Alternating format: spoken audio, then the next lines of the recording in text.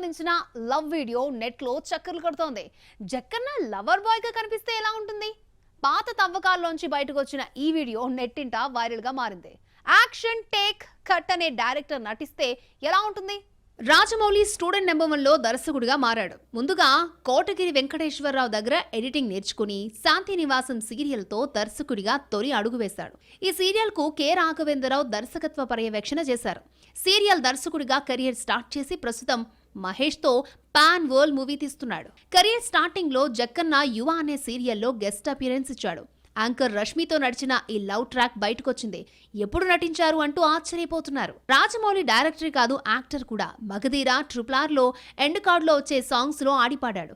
తన సినిమాలతో పాటు బయట సినిమాలు రెయిన్బో, మజ్ను, కల్కి వంటి సినిమాలో తలుక్కున మెరిశాడు.